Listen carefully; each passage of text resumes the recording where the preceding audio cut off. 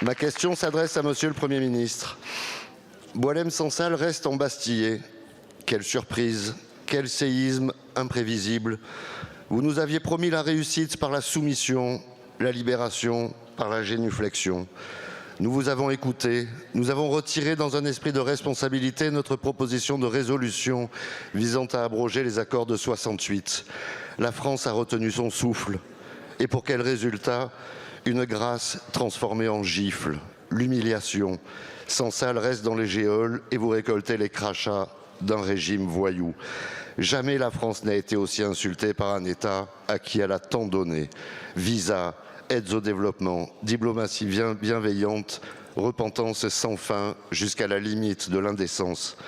Face à ce régime qui ne respecte que la force, vous persistez dans une stratégie de soumission.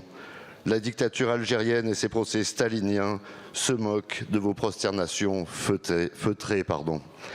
Alors qu'en Algérie, la littérature est un acte terroriste, le gouvernement français s'est couché, le pouvoir algérien l'a piétiné.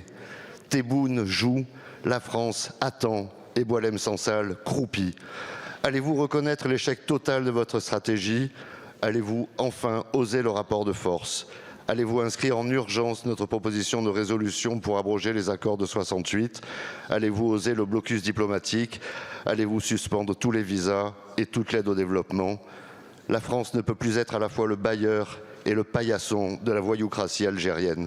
Je vous remercie. Pendant que Boualem Sansal est toujours emprisonné pour avoir simplement parlé, la France continue de se laisser faire. Elle a pourtant de nombreux leviers, notamment financiers, pour se faire entendre.